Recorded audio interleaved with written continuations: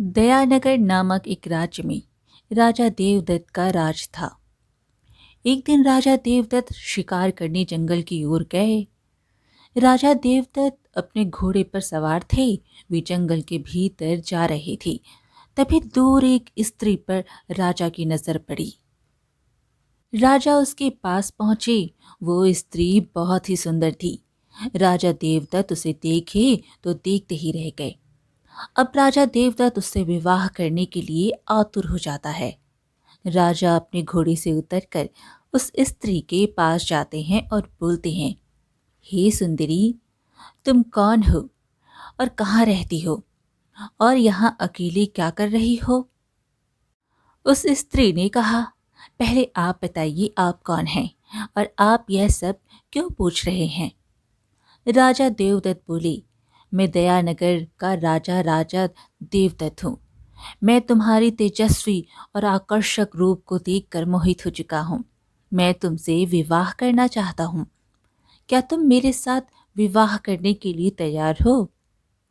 वो स्त्री बोली, हे राजन, मैं आपसे तो विवाह कर सकती हूँ, परंतु उससे पहले विवाह के लिए मेरे माता पिताजी से आज्ञा लेनी होगी आपको, क्योंकि मेरे माता पिता ने मुझे जन्म दिया है और मैं उनकी आज्ञा के विरुद्ध जाकर कोई ऐसा कार्य नहीं करूंगी जिससे मुझे मेरे पूरे जीवन में पछताना पड़े।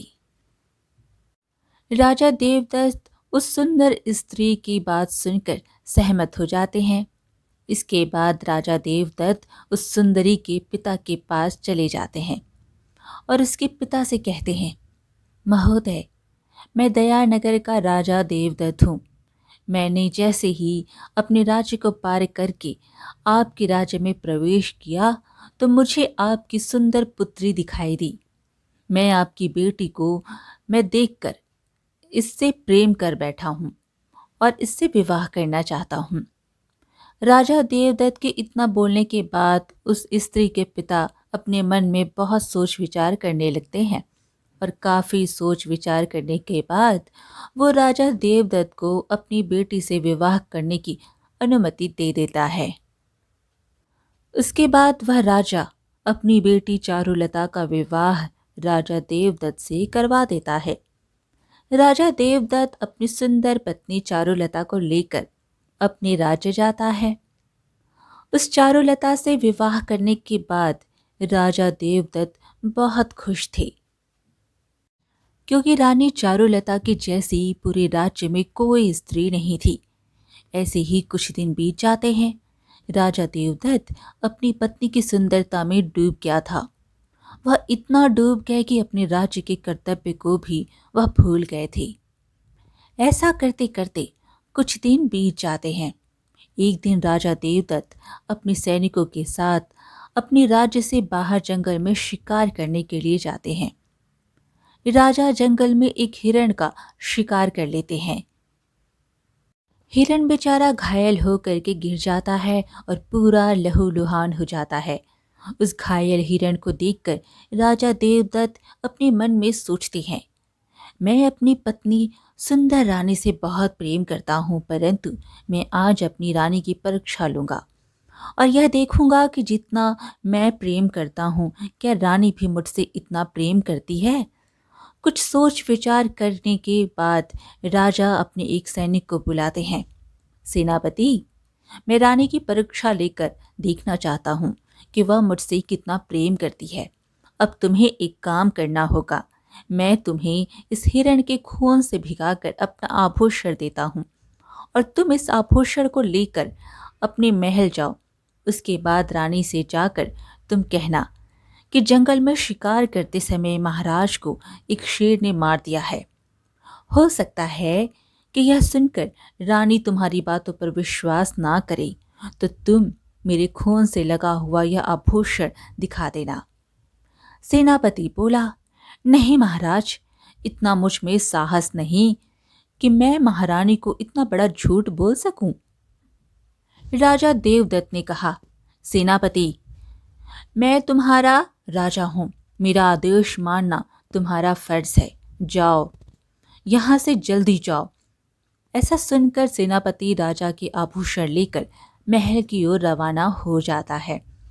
वो राजमहल पहुंच जाता है। वहां जाकर रोते हुए रानी चारुलता से कहता है, महारानी जी, गजब हो गया।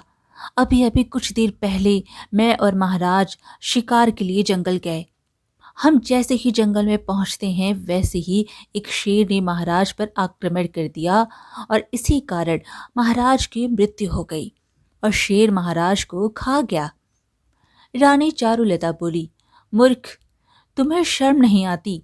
तुम इस राज्य की महारानी से अपनी महाराज का मृत्यु का इतना बड़ा झूठ बोल रहे हो। अगर मेरे पति यानी राज्य के राजा मर गए तो तुम कैसे बच गए? सेनापति बोला, नहीं नहीं महारानी जी, जिस समय महाराज पर हमला किया गया था उस समय मैं वृक्ष के ऊपर चढ़कर अपना प्राण बचा रहा था और भागकर महल गया।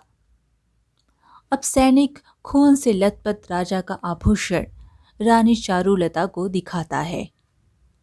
रानी चारुलता ने जैसे ही महाराज के खून से लगे हुए आभूषण देखे तो उन्हें यकीन हो गया कि राजा देवदत्त की मौत हो गई। रानी चारुलता ये सदमा बर्दाश्त ना कर सकी और उसी क्षण रानी चारुलता की भी मौत हो जाती है। दूसरे दिन जब सुबह सुबह राजा देवदत्त अपने महल में जंगल से वापस आते हैं तो महल में देखते हैं कि रानी चारुलता की तो मौत हो गई। तो राजा देवदत्त वहां जोर जोर से रोने लगता है। हे भगवान, यह तूने क्या कर दिया? मैंने अपनी मृत्यु की झूठी खबर फैलाकर अन्याय कर दिया। मैं तो सिर्फ परीक्षा ले रहा था, लेकिन मुझे क्या पता था मेरी रानी मेरे वियोग में खुद के प्राण त्याग देगी। अब राजा को समझ में नहीं आ रहा था आखिरकार वह करे तो क्या करे। तभी वहां पर एक साधु आ जाते हैं। साधु आते हैं, अपना कमंडल नीचे वहां जोर से फेंकते हैं और कमंडल टूट जाता है। फिर साधु महाराज राजा से बोले, हे राजन, आप क्यों रो रहे हो? राजा को ऐसे रोना शोभा नहीं देता। यह बात सुनकर राजा देवदत्त ने सारी कहानी साधु को बताई कि कैसे मेरे एक झूठ ने मेरी रानी की जान ले ली। साधु बोले, हे राजन, अब उनकी मृत्यु का शोक मनाने में कोई फायदा नहीं। जिस प्रकार मेरा यह टूटा हुआ कमंडल पहले जैसा नहीं बन सकता, उसी प्रकार अब रानी चारुलता भी जिंदा नहीं हो सकती। राजा देवदत्त ने कहा, हे सिद्ध साधु बाबा, आप चाहे तो मेरी रानी को जिंदा कर सकते हैं। साधु बोले, हे प्रजाजनक, मैं तुम्हारी पत्नी को अपनी सिद्धि से जीवित कर सकता हूं, लेकिन मेरी भी एक शर्त है। राजा देवदत्त ने कहा, साधु बाबा, मैं आपकी हर शर्त मानने को तैयार हूं। आप बस मेरी रानी को जीवित कर दीजिए। और हाँ, आपकी शर्त क्या है वह भी मुझे बताइए।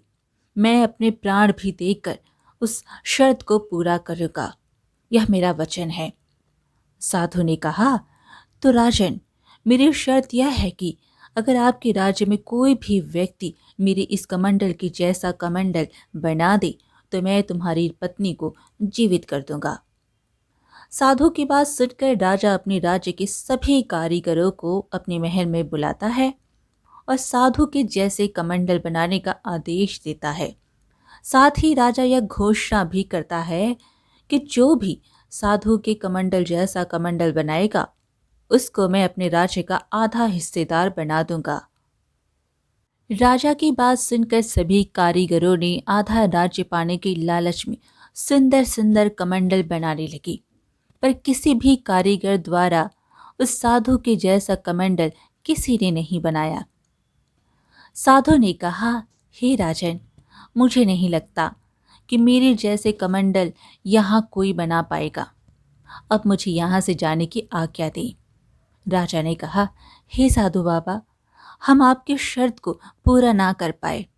आप चाहे तो मेरा प्राण ले लीजिए, लेकिन एक बार मेरी रानी को जिंदा कर दीजिए। मैं आपका यह एहसान जीवन भर नहीं भूलूंगा। अब राजा के बार बार कहने से साधु को दया आ जाती है और साधु जैसे ही रानी चारुलता पर जल छिड़कते हैं वैसे ही तुरंत रानी चारुलता जीवित हो उठ जाती है। राजा अपनी पत्नी को जिंदा देखकर बहुत प्रसन्न होता है इसके बाद वह साधु वहां से चले जाते हैं। अब राजा देवदत्त अपनी पत्नी के प्रेम में इतना अंधा हो गया कि अपने ही राज्य का कार्यक्रम छोड़ बैठा और अपना पूरा समय अपनी पत्नी के साथ गुजारने लगा। राजा देवदत्त का एक छोटा भाई था जिसका नाम सोमदत्त था। राजा देवदत्त का इस तरह का व्यवहार देखकर राजा का छोटा भाई सोमदत्त बहुत परेशान रहने लगा। एक दिन वह हिम्मत करके अपने बड़े भाई राजा देवदत्त के पास जाता है और बोलता है, भैया, आप मेरे बड़े भाई हैं और इस राज्य के राजा भी हैं। आपका कर्तव्य है इस राज्य की रक्षा करना, परंतु आप एक स्त्री के मोह में पड़ चुके हैं। आपको उस स्त्री के अलावा कुछ और दिखाई नहीं दे रहा। सोमदत्त इस तरह की बातें अपने भाई को बार बार समझाता, परंतु वह अपनी पत्नी के मोह में इतना अंधा हो गया था कि उसे कुछ भी समझ नहीं आ रहा था। एक दिन राजा देवदत्त का छोटा भाई सोमदत्त अपने अस्तबल में जाता है। वहां पर उसे कुछ घोड़े बहुत कमजोर दिखाई पड़ते हैं। सोमदत्त उस सैनिक से मिलता है जो घोड़े की देखभाल करता है। अरे सैनिक, यह घोड़े इतने कमजोर कैसे होते जा रहे हैं? क्या तुम इन सबको ठीक से खिलाते नहीं हो? सैनिक ने कहा, मैं आपको सच बता देता हूँ, यह घोड़े दिन प्रतिदिन इसलिए कमजोर होते जा रहे हैं क्योंकि महारानी रात्रि को आती हैं और इनमें से एक घोड़ा चुनती हैं और उसी पर बैठकर ना जाने कहाँ जाती हैं और सुबह होते ही तेज गति से वापस चली आती हैं। और हाँ, दाना पानी भी नहीं खाने देती, इसलिए यह घोड़े कमजोर होते जा रहे हैं। सोमदत्त जब सैनिक से यह बात सुनता है तो चकित रह जाता है। यह सोच सोचकर कि मेरी भाभी इतनी रात को कहाँ जाती हैं, वह बहुत परेशान होने लगता है। फिर सोमदत्त ने सैनिक से कहा, आज रात्रि में तुम इस जगह पर मत रहना। आज रात्रि में घोड़े के पास मैं रहूंगा और घोड़े की रखवाली भी मैं ही करूंगा। जैसे ही रात्रि होती है तो सोमदत्त देखता है कि उसकी भाभी आ जाती है और उन घोड़ों में से एक घोड़े को चुनती है और उस पर बैठती है। तभी सोमदत्त उसके सामने आ जाता है और अपनी भाभी को जाने से रोक लेता है। रानी चारुलता बोली, देवर जी, आप हट जाइए मेरे रास्ते से। सोमदत्त ने कहा, रुकिए, पहले आप मुझे बताइए कि आप इतनी रात को कहाँ जा रही हैं और किससे मिलने जा रही हैं। यह सब सुनते ही रानी चारुलता घबरा जाती है और फिर से घूमकर वापस महल की ओर वह चली जाती है। अब सोमदत्त को पता चल गया था कि मेरी भाभी इस राज्य को और मेरे भाई को धोखा दे रही है। अगली सुबह रानी चारुलता जल्दी उठ जाती है और सोचने लगती है, अरे, मेरी देवर जी ने मुझे जाते हुए पकड़ा है और यह मुझ पर शक भी कर रहे हैं और वह सारी बात अपने भाई को बता देंगे। अब मैं क्या करूं? मुझे कुछ करना होगा ताकि मेरे पति मेरी देवर जी की कोई भी बात ना माने। राजा देवदत्त के उठने से कुछ समय पहले ही रानी फटे हुए कपड़े पहन लेती है और जमीन पर लेट जाती है। जैसे ही राजा देवदत्त सोकर उठता है तभी वह जोर जोर से रोने लगती है। राजा रानी से पूछने लगते हैं, हे रानी, तुम जमीन पर क्यों लेटी हो? क्यों रो रही हो? तुमने इतने गंदे कपड़े क्यों पहने हैं? रानी चारुलता बोली, राजा जी, आपको क्या बताऊं, आपके भाई सोमदत्त ने मेरी इज्जत पर हाथ डाला है। अब राजा देवदत्त अपनी रानी चारुलता के ऊपर आंख बंद कर विश्वास कर लेता है। राजा जैसे ही अपनी पत्नी के मुंह से यह बात सुनता है तो तुरंत अपने भाई सोमदत्त को बुलाता है और उसे डांटने लगता है। सोमदत्त, तुमने आज अपनी माँ समान भाभी के साथ बहुत गलत किया है, इसलिए तुझे सजा मिलनी बहुत ज़रूरी है। दूर हो जाओ मेरी नज़रों के सामने से और हमेशा के लिए राज्य छोड़कर चले जाओ। तो कभी भी इस राज्य में वापस मत आना। सोमदत्त को पता चल गया कि मेरी भाभी ने मेरे साथ खेल खेल लिया। ठीक है भैया, मैं यह राज्य छोड़कर चला जाऊंगा, लेकिन जाने से पहले आपसे एक बात कहता हूँ। कि आप जिस सुंदर रानी पर इतना मोह दिखा रहे हैं उससे बच के रहना भैया। इतना कहने के बाद सोमदत्त उस राज्य को छोड़कर चला जाता है। उसके जाने के बाद रानी चारुलता बहुत खुश हो जाती है और अब उसे किसी भी प्रकार का भय नहीं था। उस रात फिर से रानी एक घोड़े पर बैठकर उस पुरुष से मिलने जाती है जिस पुरुष से मिलने वह पहले जाया करती थी।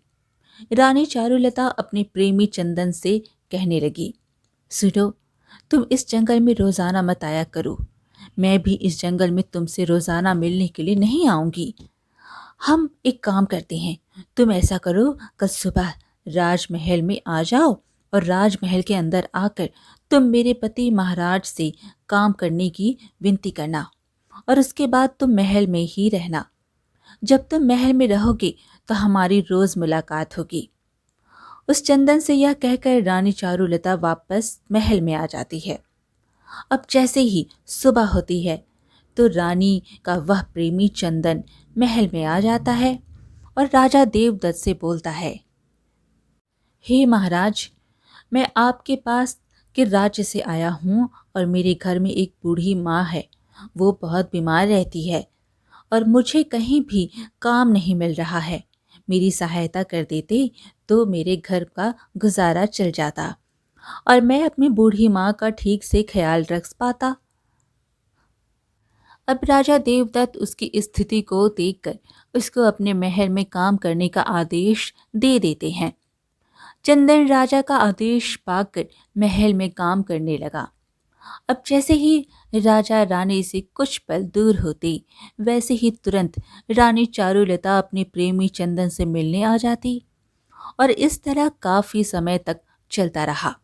रानी चारुलता अपने पति की आंखों में धूल झोंक रही थी और राजा को इस बात की बिल्कुल भी भनक नहीं थी क्योंकि राजा अपनी रानी के प्यार में बहुत ज्यादा डूबा हुआ था। वह उसको अत्यधिक प्यार करता था। अगले दिन राजा फिर शिकार करने के लिए जंगल में जाता है। जैसे ही राजा देवदत्त जंगल में प्रवेश करता है तभी उनको एक सिद्ध तपस्वी दिखाई देते हैं जिन्होंने रानी चारुलता को जीवन दान दिया था। साधु को देखकर राजा देवदत्त उनके पास जाते हैं। प्रणाम बाबा, आपकी दर्शन से मैं धन्य हो गया। साधु ने कहा, हे राजन, मैं तुम्हारे इस तेजस्वी चेहरे को देखकर बहुत ही ज्यादा परेशान हूँ और तुम इतने भोले स्वभाव के हो इसलिए लोग तुम्हें बेवकूफ बनाते हैं। ये लो, तुम इस फल को ग्रहण करो। इस फल को ग्रहण करते ही तुम सदा जवान बने रहोगे और तुम्हें कभी भी बुढ़ापा नहीं आएगा। तुम्हारी सुंदरता सदैव बनी रहेगी। यह चमत्कारी फल देकर साधु वहां से चले जाते हैं। उस फल को लेकर राजा देवदत्त सोचने लगते हैं, साधु बाबा, मैं अमर होकर क्या करूँगा? मुझे जवान और सुंदरता की क्या ज़रूरत है? और मेरी पत्नी मुझसे बहुत ज़्यादा प्रेम करती है, इसलिए मुझे यह फल प्रिय पत्नी रानी चारुलता को खिलाना चाहिए। अगर वह इस फल को खा लेगी तो सदा जवान और सुंदर बनी रहेगी। ऐसा बोलकर राजा देवदत्त बिना शिकार किए हुए खुशी खुशी महल की तरफ लौट जाते हैं और सीधा रानी चारुलता के पास आकर उसे फल देते हैं। हे रानी, तुम इस फल को ग्रहण करो। यदि तुम इस फल को ग्रहण करोगी तो तुम हमेशा के लिए अमर हो जाओगी और तुम्हें कभी भी बुढ़ापा नहीं आएगा। ऐसा कहकर वहां से वो चले जाते हैं। जबकि रानी चारुलता राजा देवदत्त पर नहीं बल्कि उस चंदन पर मोहित थी।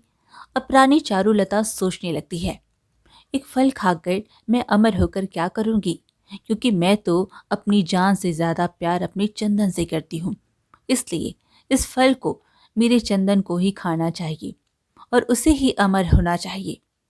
अब रानी चारुलता उस चमत्कारी फल को लेकर अपने प्रेमी चंदन के पास जाती है और उससे कहती है, चंदन, यह फल तुम खा लो और इस फल को खाते ही तुम अमर हो जाओगे और तुम्हें कभी बुढ़ापा नहीं आएगा। इतना कह के रानी चारुलता वहां से चली जाती है।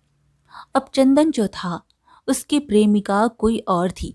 उसका नाम था वेदिका। वेदिका से चंदन प्यार करता था। रानी चारुलता को इस बात की भड़क तक नहीं थी।